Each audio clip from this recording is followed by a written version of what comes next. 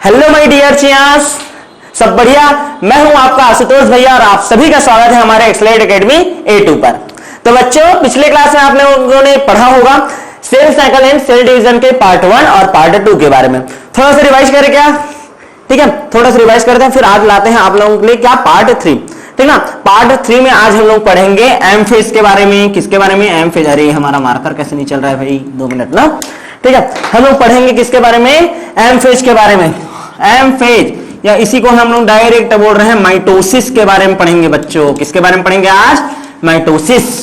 ठीक है चलो तो शुरुआत करते हैं भाई। थोड़ा सा एम फेज पढ़ने के पहले फिर से रिवाइज करते हैं हम लोगों ने पार्ट 1 और पार्ट 2 में क्या क्या पढ़ा था। सबसे पहले मैं बता रहा था कि कोई भी जो जीव रहता है, ठीक है ना, वो किससे बना है? जायगोट से बना है। ठीक है ना, गेमिट फॉर्मेशन हुआ था, गेमिट का क्या हुआ? फर्टिलाइजेशन हुआ, क्या बना आपका? जायगोट बना। जायगोट में क्या हुआ होगा? क्या हुआ होगा? ग्रोथ हुआ होगा, सेल डिवीजन हुआ होगा। उसके कारण हमारा जो क्या बोलना चाहिए, बहुकोशिकीय जो शरीर है ना, उसका निर्माण हुआ होगा। अब हमारे शरीर में ध्यान से समझना, ठीक ना, हमारे शरीर में जब क्या होता है बहुकोशिकीय संरचना, यानी कि जितना भी हमारे ऑर्गन्स का निर्माण होता है, ठीक ना, तो वो किस प्रक्रिया द्वारा होता है? Cell cycle and cell division. अच्छा, एक चीज याद रखना, सेल डिवीजन जो है ना, सेल साइकिल का पार्ट है। क्लियर है कि नहीं? सेल डिवीजन है वो किसका पार्ट है? सेल साइकिल का। अब ध्यान से समझो, मैं आप लोगों को क्या बोला था? सेल साइकिल क्या है?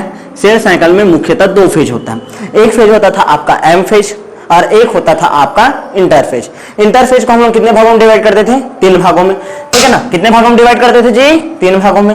G1 फेज याद है कि नहीं रही?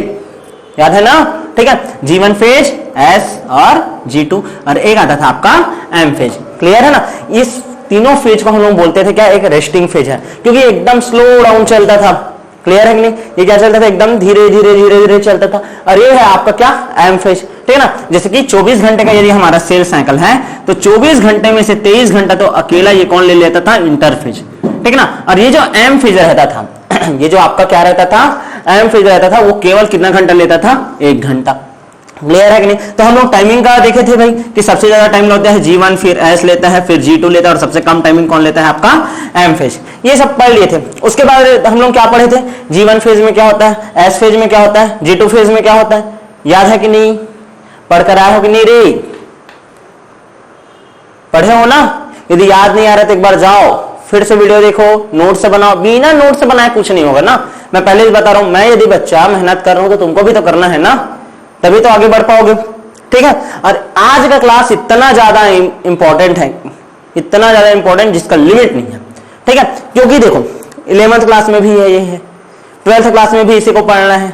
ठीक है, 12th क्लास में कहां पढ़ना है? जब आप लोग ह्यूमन रिप्रोडक्शन चैप्टर पढ़ोगे ना, ठीक है, तो ह्यूमन रिप्रोडक्शन चैप्टर में आप लोग जब गैमेटोजेनेसिस पढ़ोगे तो उसमें मियोसिस पढ़ोगे। ठीक है ना, अर्धसूत्रीय विभाजन पढ़ोगे जी। उसके बाद तुम लोग एक प्रक्रिया पढ़ोगे विदलन करके, क्लीवेज बोलते हैं।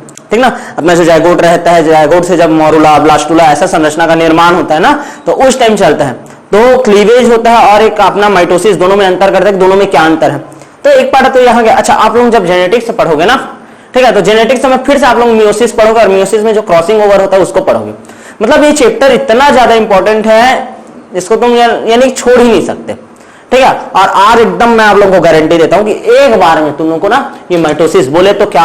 समसूत्री विभाजन, समसूत्री विभाजन एक बार में समझ आ जाएगा भाई। ठीक है ना, क्या चीज है? हम लोग इसका 3D एनिमेशन भी देखेंगे। ठीक है ना, क्लास के लास्ट में। पहले पूरा समझ लेते हैं, फिर रिवाइज करते जाएंगे कि हाँ हम लोगों ने इसको देखा करके।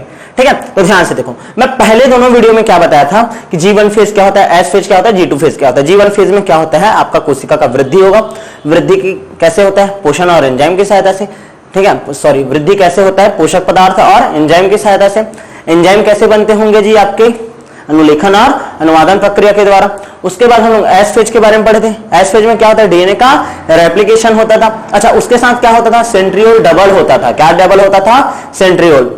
क्लियर है ना? और उसी के साथ साथ एक और चीज का निर्माण होता था, बताओ तो? हिस्टोन प्रोटीन डबल होता था। क्या डबल होता था? Histone protein. और उसके बाद आप लोग कौन सा फेज पढ़े? G2 phase. फिर से इसमें कोशिका वृद्धि होता है, अनुलेखन होता है, अनुवादन होता है, और इसमें एक और इंपॉर्टेंट पॉइंट बोला था, ट्यूबुलिन प्रोटीन का निर्माण होता है। किसका निर्माण होता है? ट्यूबुलिन प्रोटीन का। इतना फेज हम लोग पढ़ चुके थे। ठीक ना, आज हम लोग शुरुआत करेंगे एम फेज का। ठीक ना, किसका शुरुआत करेंगे? एम फेज का। लेकिन एम फेज को पढ़ाने से पहले छोटा छोटा 2-4 और टॉपिक हम लोग का बचा था उसको कंप्लीट कर लेते हैं, ठीक है ना। 2 मिनट लगेगा, ज्यादा टाइम नहीं लगेगा। आप लोगों को बताया था मैं G1 फेज जैसे ही कंप्लीट होता है तो एक कोशिका के पास 3 ऑप्शन होते हैं। कितने ऑप्शन होते थे? 3 ऑप्शन, ध्यान दो इधर, ठीक है। कितने ऑप्शन होते हैं? 3 ऑप्शन। पहला कि वह एस फेज में चला जाए, या तो वही क्या हो जाए, वो एस फेज में चला जाए, यही बोला था ना, या तो वो क्या हो जाए फिर परमानेंट हो जाए, वहीं रुक जाए, या तो फिर वो शांत प्रवस्था बोले तो कहां G0 फेज में चला जाए। कहां चला जाए? G0। अब ये G0 फेज क्या होता है इसी के बारे में पढ़ते हैं, ठीक है ना। मनुष्य जो रहता है ना, मनुष्य के शरीर की कुछ कोशिकाएं जो रहती है और पौधों की भी कुछ कोशिकाएं रहती है, ठीक है ना। मनुष्य की जो कुछ कोशिकाएं रहती है या पौधों की कुछ कोशिकाएं रहती है वो क्या रहती है, यानी कोशिका विभाजन नहीं करती, कोशिका विभाजन नहीं करती, ठीक है ना, किंतु कोशिका विभाजन नहीं करती, लेकिन उपापचयी रूप से, यानी कि उसमें जितना भी उपापचयी क्रिया है, उपापचयी क्रिया रे, जिसमें एक होता है उपचय या निर्माण प्रक्रिया और एक होता है क्या आपका अपचय, ठीक है ना। एनाबॉलिज्म और कैटाबॉलिज्म, निर्माण क्रिया को बोलते हैं एनाबॉलिज्म और जो विनाश होता है उसको बोलते हैं कैटाबॉलिज्म, और दोनों को एक साथ मिलाकर बोलते हैं हम लोग क्या, उपापचय। क्या बोलते हैं? उपापचय। तो उपापचयी रूप से क्या होता है, जो कोशिका होता है उपापचयी रूप से क्या होता है, ये सक्रिय होता है। मतलब कोई एक ऐसा कोशिका, ठीक है, जिसमें कोशिका विभाजन तो ना हो लेकिन वो उपापचयी रूप से क्या हो, सक्रिय हो। ऐसी कोशिका जिस अवस्था में रहती है सेल साइकिल के, उस फेज को हम लोग बोलते हैं G0 सेल। एग्जाम्पल देता हूं आपको नर्व सेल का, ठीक है ना। एग्जाम्पल किसका देते हैं? नर्व सेल का, ठीक है। जो हमारे नर्वस टिश्यू होता है ना, ठीक है, न्यूरॉन्स के बारे में पढ़े हुए। न्यूरॉन सेल कभी भी विभाजन नहीं करते, क्यों नहीं करते मेरे को बताना आप लोग, ठीक है ना। एक स्टूडेंट ने मेरे को कमेंट करके पूछा था, ठीक है ना, कि सर न्यूरॉन सेल में डिवीजन नहीं होता, उसका आंसर मैं दिया था, जाकर पहला वीडियो आप लोग चेक करना, उसमें कमेंट सेक्शन में मैंने बताया था, ठीक है ना। तो देखो क्या बोल रहा हूं मैं, कोशिका विभाजन नहीं होता लेकिन उपापचयी रूप से क्या होता है, सक्रिय होता है, ठीक है ना। उस फेज को हम लोग बोलते हैं क्या, G0 फेज। अच्छा, कई बार ये होता है कि कुछ कोशिकाएं ना G0 फेज में रहता है, लेकिन कभी जरूरत पड़े तो फिर से G0 फेज से निकलकर किस में चला जाएगा, G1 फेज में चला जाता है। इस कारण जो G0 फेज है ना उसको थोड़ा पीछे रखते हैं, ऐसे सामने नहीं रखते। क्लियर है कि नहीं? यहां तक समझ आया? आगे बढ़ जाऊं? पक्का? अच्छा, नर्व सेल है इसका एग्जांपल भैया, और क्या हो सकता है, ठीक है, और क्या हो सकता है एग्जांपल, चलो बताते हैं भाई, ठीक है। और क्या हो सकता है? अच्छा हाँ, देखो प्लांट में, ये तो आपका एनिमल में हो गया ना। अच्छा, एनिमल में एक और है हार्ट सेल, आपका जो हार्ट का सेल रहता है ना वो भी G0 फेज में जाता है, ठीक है। अच्छा, और रूट कैप, ठीक है, मूल टोप बोलते हो जिसको, रे मूल टोप, ठीक है ना, मूल टोप में, ठीक है। यहाँ पास भी जो कोशिका रहता है कौन से फेज में जाता है, G0 फेज में। ये बस एग्जांपल याद रखना, नर्व सेल है, हार्ट सेल है, रूट कैप है, ये G0 फेज में जाता है, ऑप्शनल में आता है नीट जैसे एग्जाम में, ठीक है ना। यहाँ तक क्लियर है कि नहीं? समझ आवत है वो कि नहीं आवत है? सोना नहीं है ना, ठीक है। अब छत्तीसगढ़ी आदमी यार, कभी कभार छत्तीसगढ़ी निकल जाते, ठीक है। चलो देखो, अब यहां तक क्लियर है कि नहीं, G0 फेज क्या होता है, ठीक है। आगे बढ़ जाऊं क्या? पक्का? चलो आगे बढ़ते हैं। नेक्स्ट एक और टॉपिक, छोटा सा टॉपिक कवर करते हैं। आप लोगों को बोला था ना G0 फेज बताऊंगा, इस कारण बता दिया भाई, ठीक है। एक देखो, ploidy and amount of DNA, ploidy and amount of DNA, ploidy and amount of DNA. पहले बात करते हैं अमाउंट ऑफ डीएनए का, डीएनए की मात्रा, अमाउंट ऑफ डीएनए। जैसे कि देखो, एक मिनट ध्यान सुनना, जितने भी जीव हैं कैसे जीव हैं हम लोग, द्विगुणित जीव हैं, ठीक है ना। ऐसा मानते हैं द्विगुणित जीव में, ध्यान से समझो, ये G1 फेज है आपका, S फेज है, G2 फेज है और ये M फेज है। G1 फेज है ना आपका, ठीक है, इसमें जो डीएनए का अमाउंट है उसको मैं बोल रहा हूँ क्या, 2C है करके, क्या है, 2C, ठीक है ना। तो जब देखो G1 फेज से जब आप लोग कौन से फेज में जाते हो, S फेज में, फिर कहाँ जाते हो, G2 फेज में, G2 फेज से कहाँ जाते हो, फिर M फेज में। कौन से फेज में जाते हो, M फेज में। मैं ये बोल रहा हूँ कि G1 फेज में आपका जो डीएनए का अमाउंट है वो कितना है, बोल रहा हूँ, एक मिनट ना, एक मिनट मार्कर चेंज कर लेता हूँ, ठीक है। G1 फेज है, उसमें अमाउंट कितना है, 2C है। जब S फेज में जाओगे डीएनए का द्विगुणन होता है, तो जो अमाउंट ऑफ डीएनए होता है वो क्या हो जाएगा, डबल हो जाएगा, तो क्या हो जाएगा, 4C, क्या हो जाएगा, 4C। अब S से G2 गया तो अभी भी 4C ही रहेगा, 4C रहेगा ना, कांस्टेंट रहेगा जी, कोई फेरबदल होगा क्या, नहीं। यहाँ पास क्या होता है, डीएनए का रेप्लिकेशन होता है, रेप्लिकेशन। इस कारण डीएनए क्या हो जाता है तुम्हारा, जेनेटिक मटेरियल क्या हो जाता है, डबल हो जाता है। 4C हुआ। अब 4C से फिर से जब आपका एम फेज चलेगा तो क्या होगा, 2C हो जाएगा, क्योंकि दो बराबर कोशिकाओं में क्या हो जाता है, वो डिवाइड हो जाता है। क्लियर है कि नहीं?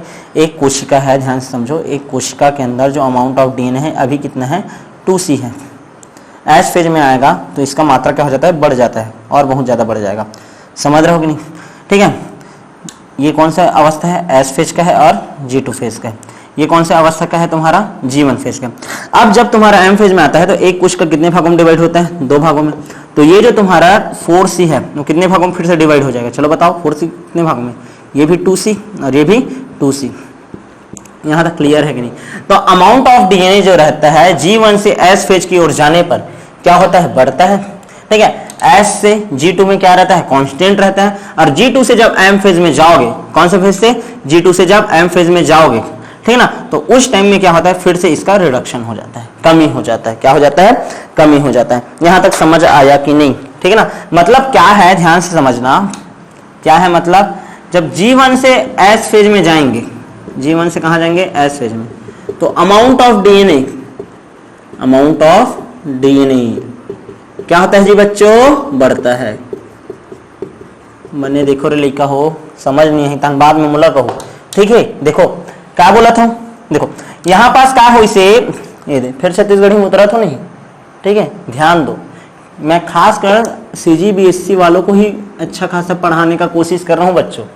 ठीक है, ध्यान से सुनो आप लोग। ठीक है, मैं क्या बोल रहा हूं कि देखो G1 फेज है, एक डीएनए है, अमाउंट कितना है, 2C, यहां जाएगा द्विगुणन होता है, तो एक डीएनए है, ध्यान से सुनो, यहां पास द्विगुणन होगा तो इसका साथ फिर एक बनता है ना जी, ऐसे जी, समझ रहे हो कि नहीं? तो ये हो जाएगा आपका 4C, यहां पास भी वही रहेगा, G2 फेज में भी वही क्या रहेगा आपका, 4C ही रहेगा रे, इधर 4C ही रहेगा। अब जब एम फेज में जाता है ना, तो एक कोशिका में फिर से ध्यान दो, एक नया, ध्यान से समझना, एक पुराना वाला, ऐसा दो कोशिका अलग अलग बनता है। समझ रहे हो कि नहीं? ठीक है ना, तो इस कारण ये 2C और ये भी क्या हो गया, 2C। क्लियर है कि नहीं? मतलब G1 से जब एस फेज में गए तो अमाउंट ऑफ डीएनए क्या होता है, बढ़ता है। और फिर G2 से जब, कौन से फेज से, G2 से कौन से फेज में जाओगे, एम फेज में, तो अमाउंट ऑफ डीएनए क्या होता है, घटता है। क्या होता है, घटता है। इतना समझ आया कि नहीं? इतना समझ आया कि नहीं? कौन से जीवों में बोल रहा हूं, द्विगुणित जीवों में, द्विगुणित जीवों के लिए बात कर रहा हूं मैं भी, द्विगुणित जीवों में। द्विगुणित जीवो जैसे कि हम लोग है रे, 2n है, 2 गुणित तुम लोग कर लो 23, 46 गुणसूत्र रखते हो ना। ठीक है, 46 गुणसूत्र वाले जीव हो। ठीक है, ध्यान दो, ऐसे जीवों के लिए बात कर रहा हूँ। ठीक है कि नहीं? यहाँ तक समझ आया कि नहीं? चलो छापो, जल्दी छापो, मेरे 5 घंटे तक छापो। ठीक है, 1 2 3 4 5 हो गया। ठीक है, पॉज कर लेना, लिख लेना। ठीक है, ये तो बात हो गया द्विगुणित जीव का। अगुणित जीव में अमाउंट ऑफ डीएनए क्या होता है, क्वेश्चन आया हुआ है, अमाउंट ऑफ डीएनए द्विगुणित और अगुणित में कब बढ़ता है, कब घटता है, कितना होता है। ठीक है, बात कर रहा हूं मैं अगुणित जीव का। अगुणित जीवों में अगुणित जीवों में जैसे कि ध्यान से समझना, G1 फेज है, S phase, G2 phase, M phase. ठीक है ना, अमाउंट ऑफ डीएनए अगुणित जीव, द्विगुणित में 2C था, अगुणित में क्या हो जाएगा, C हो जाएगा।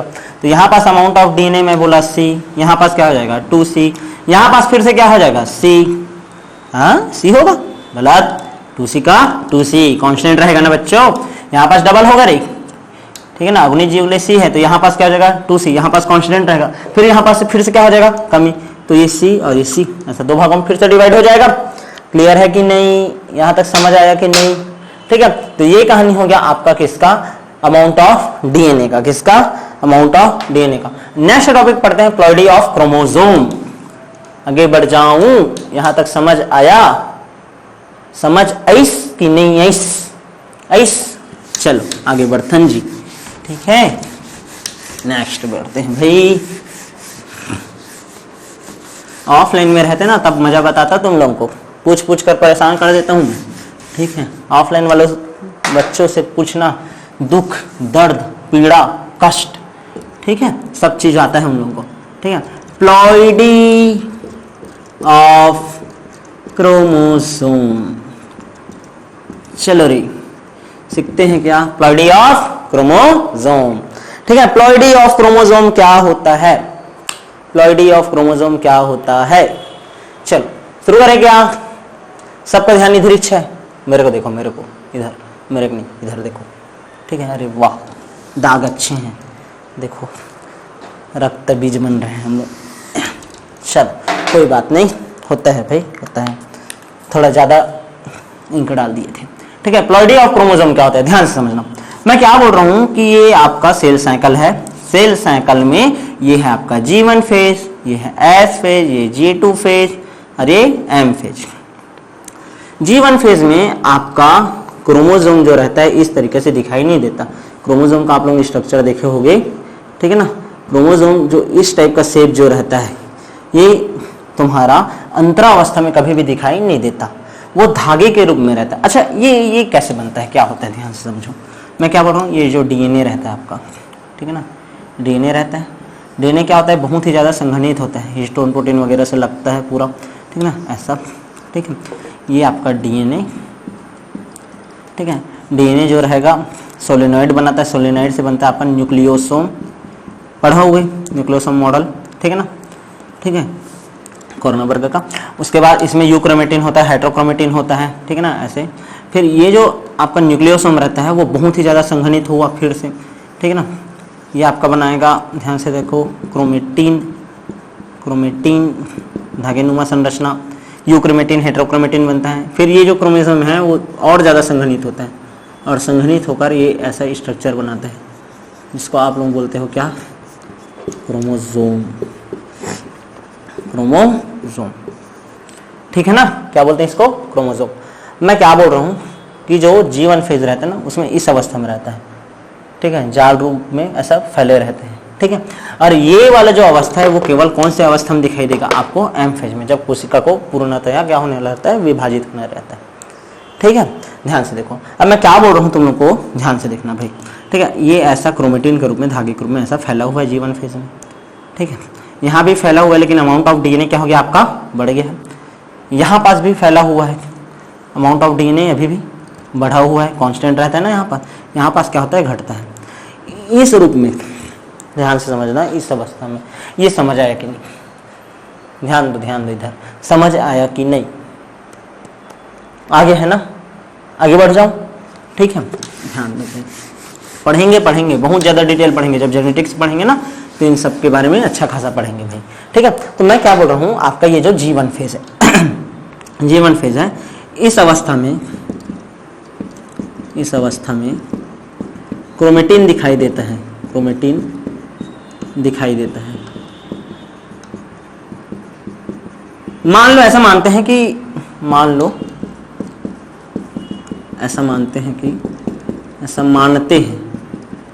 कि क्रोमोसोम उपस्थित है। क्या उपस्थित है, क्रोमोसोम, मतलब उसको कन्वर्ट कर रहा है, क्रोमोसोम जैसा दिख रहा है।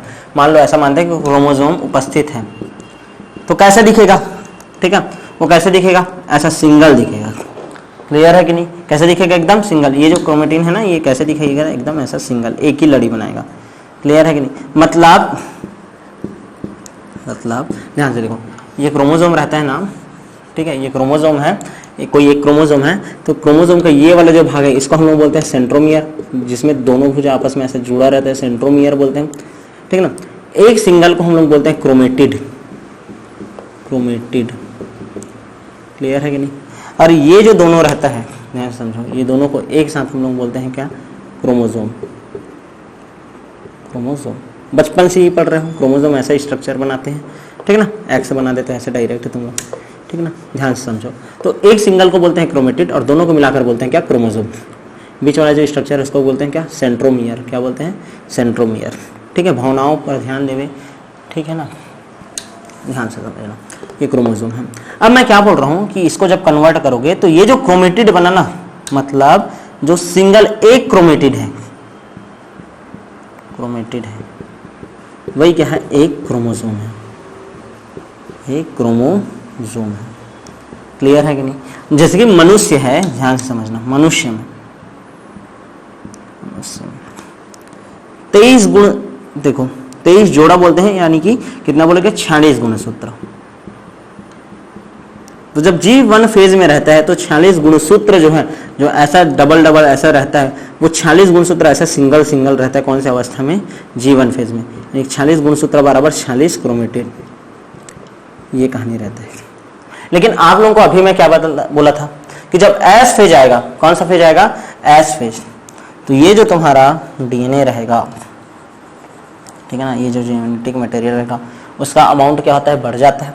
अमाउंट बढ़ेगा तो ये जो द्विगुणन होता है बोला था ना, तो अब जो क्रोमोसोम है उसमें कितना क्रोमेटिड रहेगा? 2 क्रोमेटिड, ठीक है ना। मतलब अब कौन से अवस्था में बोल रहा हूँ मैं? G1 के बाद G2 फेज में, ठीक है ना। कौन से फेज में? G2 फेज में। एक क्रोमोसोम बराबर, ध्यान देना इधर, क्या बोल रहा हूं मैं? एक क्रोमोसोम बराबर कितना क्रोमेटिड होगा? 2 क्रोमेटिड। कितना क्रोमेटिड होगा? 2 क्रोमेटिड। और आपका टोटल कितना क्रोमोसोम होता है? 46 क्रोमोसोम होता है, ठीक है। तो 46 दूनी कितना हो जाएगा? 92 क्रोमेटिड। क्या हो जाएगा? 92 क्रोमेटिड।